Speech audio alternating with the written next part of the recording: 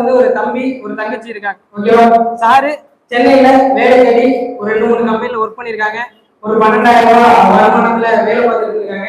அந்த வருமானம் என்ன பண்ணல, பத்தல. அதனால வேற வேலை தேட ஆரம்பிக்கும் போது டிரான்ஸ்ஜெண்டர் என்ன பண்றாங்க, ஜாயின் பண்றாங்க. இன்னைக்கு வந்து சார் நல்ல ஒரு ஒர்க் பண்ணி ஒரு இன்கம் சம்பாதிச்சிருக்காரு. சொந்தமா ஒரு கார் வாங்கியிருக்காரு. ஓகேவா? அதை தாண்டி சிஸ்டருக்கு மேரேஜ் பண்ணிருக்காங்க, வீடு கட்டியிருக்காங்க. அடுத்து கூடிய சீக்கிரம் என்ன நடக்க போகுது. ஓகேவா? அந்த நபர் என்ன பண்ணிக்கலாம், வெல்கம் பண்ணிக்கலாம். கவர்மெண்ட் சார் 10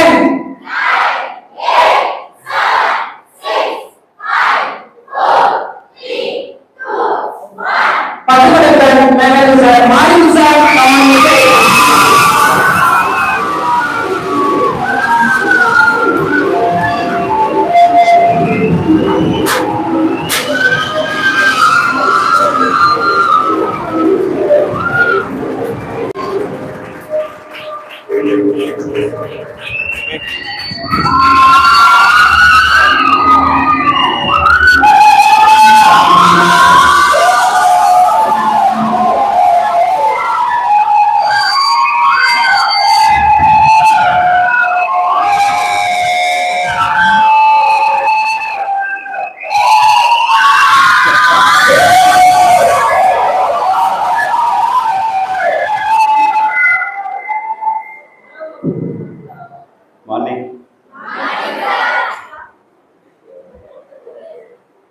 இந்த கிளாப் சீக்கிரம் முடிச்சுட்டு போகணும் அப்படின்றதுக்காக தானே. சரி, ரொம்ப பேச மாட்டேன். அதாவது வந்த ராகுல் சார் நல்லா பேசிட்டு போயிட்டார், பாத்தீங்களா? சரியா, நல்ல சூப்பரான ஸ்பீச். அவருக்காக கொஞ்சம் ஹெவியா கிளாப் பண்ணிக்கலாங்களே.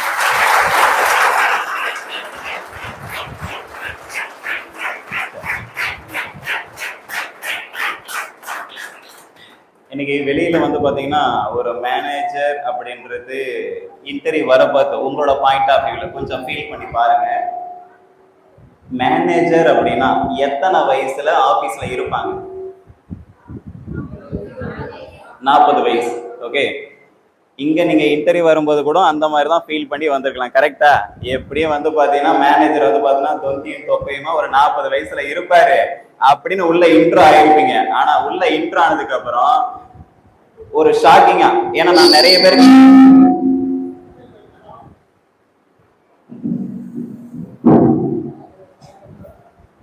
சில பேர்லாம் நான் இன்டர்வியூ எடுத்திருக்கும் போது உள்ள பாக்குறேன், உள்ள வந்து பார்த்த உடனே ரொம்ப ஷாக் ஆவாங்க. நவீன் சார் கூட இதை சில பேர் ஷேர் பண்ணிருக்காரு என்கிட்ட. பார்க்கும்போது அப்ப ராகுல் சார்லாம் கண்டிப்பா நடந்திருக்கேன். என்ன ராகுல் சார், கரெக்ட் தானே? பார்த்துட்டு சின்ன பையனா இவரை நம்மள வந்து இன்டர்வியூ எடுக்க போறாரு அப்படின்னு சரியா ஒரு பிரமிப்பா பார்த்திருப்பாங்க. ஒரு சில பேர் ஏஜ் அதிகமான பர்சன் எல்லாம் வந்து பார்த்தீங்கன்னா பயந்து இருக்காங்க சின்ன வயசை பார்த்து. ஓகே, ஏன்னா வெளியில எல்லாருமே ஒரு பிம்பத்தை கிரியேட் பண்ணி வச்சிருக்காங்க. மேனேஜர் அப்படின்னா ஒரு இடத்துல 10 வருஷத்துக்கு அப்புறம் தான் ஆக முடியும் அப்படின்ற ரொம்ப ஆணித்தனமா ஸ்ட்ராங்கா பதிய வச்சுட்டாங்க எல்லாருக்குமே.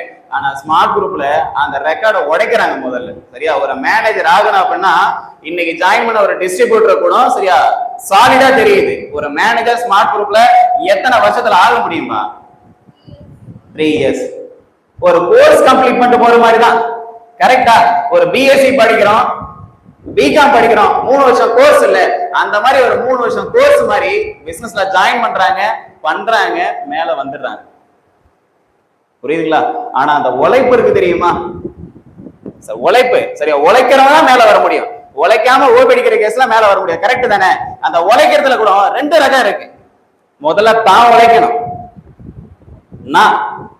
நான் உழைக்கணும். ரெண்டாவது என் டீமோட சேர்ந்து நான் உழைக்கணும். அண்டர்ஸ்டாண்ட் ஆகுதா?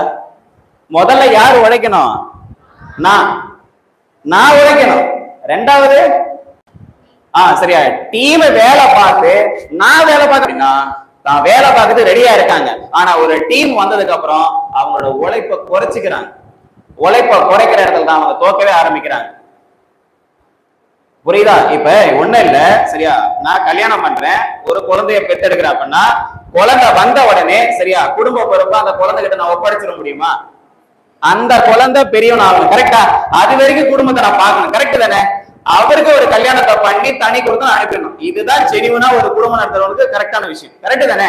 ஆனா ஸ்மார்ட் குரூப்ல பிசினஸ்ல உள்ள ஜாயின் பண்ணிடுறீங்க, சரியா? ஜாயின் பண்ணி பிசினஸ் நல்லா பண்றீங்க, கீழே சூப்பரான டீமா வருது.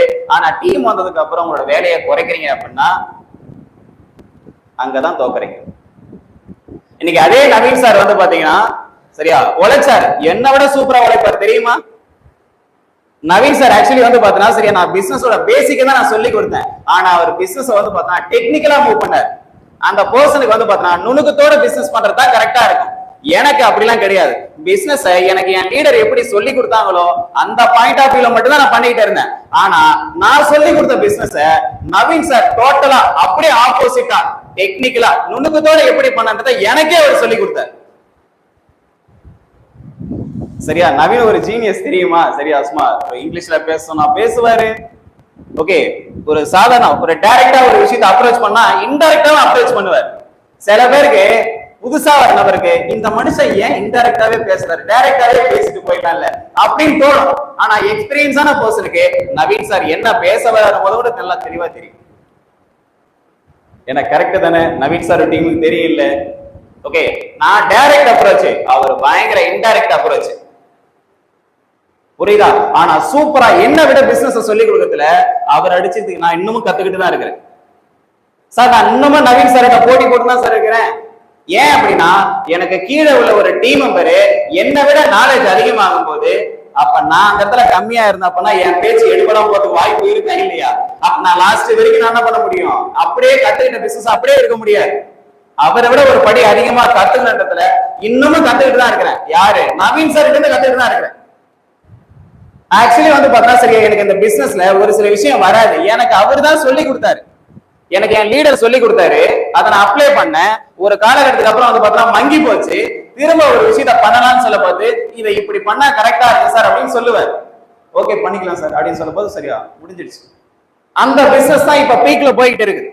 அவர் சொன்ன ஒரு சில விஷயம் பேசிக்கே இல்ல, சரியா? அவர் வந்து பார்த்தா இன்னும் டெக்னாலஜியா மூவ் பண்ணிட்டு இருக்காரு. இன்னும் வேணா நீங்க என்ன பாருங்க, சரியா? டொமைன் ஒரு சில ப்ராசஸ் எல்லாம் போயிட்டு இருக்கு. ஸ்மார்ட் குரூப்ல சரியா டோட்டலா வந்து பார்த்தா டெக்னிக்கலா பிசினஸ் பண்ற பர்சனா என்ன விட சரியா எங்க சையர் சாரை விட சூப்பரா பிசினஸ் பண்ணுவீங்கன்னா பாத்துக்கிட்டே இருக்கு. அவங்க வீட்டுல பண்ணிக்கலாமா?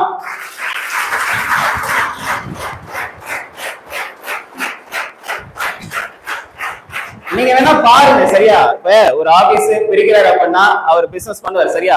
மேனேஜர் ஆகிட்டாரு, ஆக்கிட்டாச்சு, சரியா? ஒரு பொறுப்பை ஒப்படைச்சாச்சு. ஆனா இதுக்கப்புறம் தான் எனக்கும் நவீன் சாருக்கு உண்மையான காம்படிஷன் இருக்கு. இந்த ஆபீஸ்ல நான் இருக்கிறேன் அப்படின்னா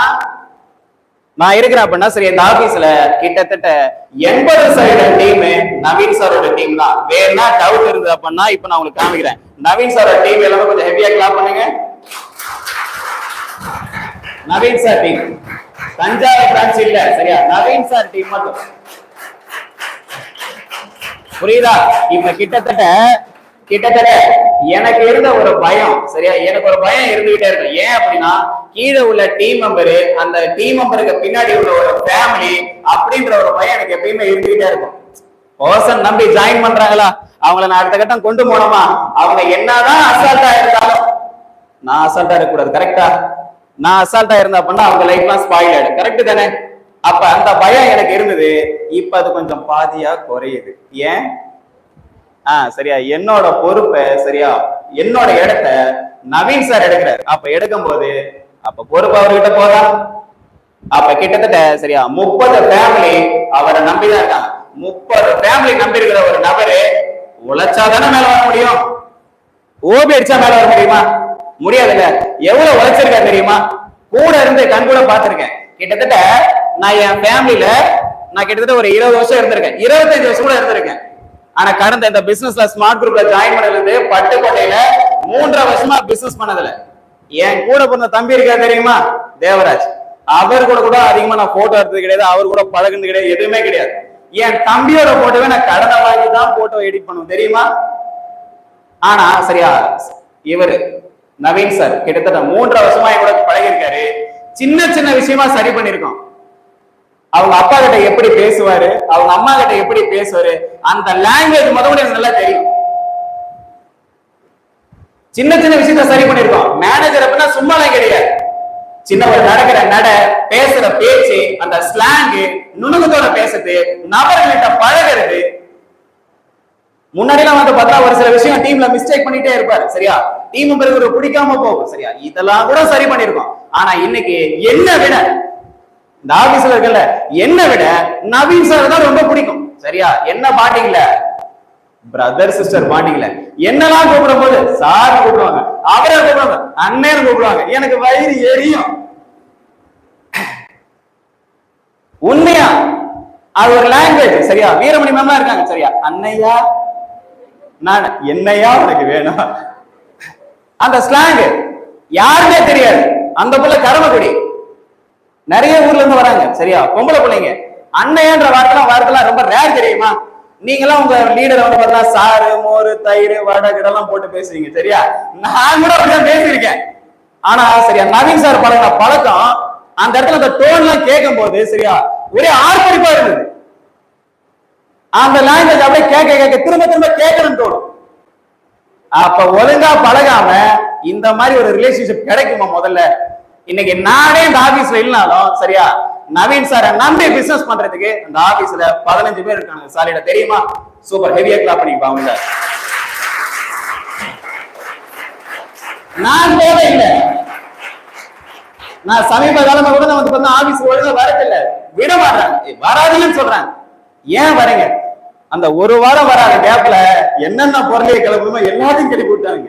இவர் யாரு? புதுசா இருக்காரு, முரட்டுத்தனமா இருக்காரு, மீசையெல்லாம் முறுக்கிட்டு வராரு, சரியா? இவரை கொஞ்சம் ஓரமா சொல்லுங்க. ரக்கட் காலா இருக்காரு, சாரி ரக்கட் பாயா இருக்காரு, ஓகே, ரக்கட் பாயா இருக்காரு. இப்படிலாம் ஆயிடுச்சு. திரும்ப நான் இவங்கிட்ட, சரியா, பழைய மாறிமுத்தா பழக்கத்துக்கு ஒரு டைம் எடுத்து பாருங்க, சரியா? அந்த ஒரு வாரம் ஆபீஸ்ல டோட்டலா எல்லாருக்குமே பதிஞ்சது Naveen sir, Naveen sir, Naveen sir மட்டும்தான்.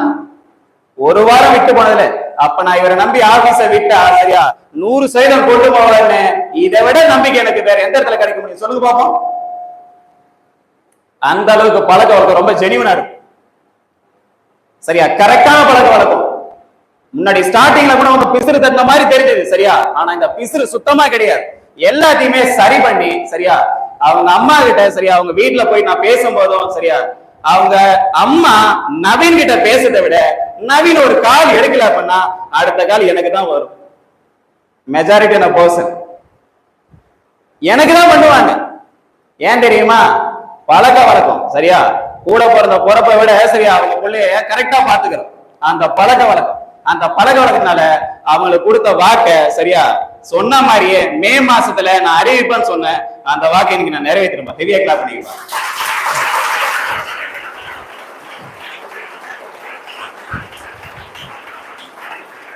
சும்மா வார்த்தையெல்லாம் கிடையாது, சரியா? நம்பி கடை பிசினஸ்ல நான் கூட இருக்கிறேன், உனக்கு நான் பண்ணி கொடுக்குறேன், சப்போர்ட் பண்றேன், இதெல்லாம் வார்த்தை கிடையாது, அவ்வளவு வாக்கு. அந்த பையன் 3 வருஷமா நம்பி நின்னா பிசினஸ்ல. ஃபேமிலி கூட அதிகமா டைம் ஸ்பெண்ட் பண்ணல, என் கூட டைம் அதிகமா ஸ்பெண்ட் பண்ணான். 21 வயசுல பிசினஸ்ல உள்ள வந்தான். 3 வருஷமா என் கூட டிராவல் பண்ணிட்டு இருக்கிறான். இன்ச்சு பை இன்ச்சா அந்த பையன் நடக்கிறது, பேசுறது, பாக்குற பார்வையில இருந்து, சரியா, அந்த பையன் உள்ள என்ன நினைக்கிறான்னு முதல்ல அவ்வளவு அனலைஸ் பண்ணி வச்சிருக்கோம். இன்னைக்கு அவங்க பேரண்ட்ஸுக்கு, ஃபேமிலிக்கு என்ன பண்ணணும் முதல்ல, அடுத்த 1 வருஷத்துக்கு அவங்க ஃபேமிலிக்கு என்ன பண்ணணும் முதல்ல பிளான் போட்டு வச்சிருக்கோம். எனக்கு பிளான் போடல, ஏன் கல்யாணத்துக்கு நான் பிளான் போடல, நவீனுக்கு போடுற பிளான். ஏன்?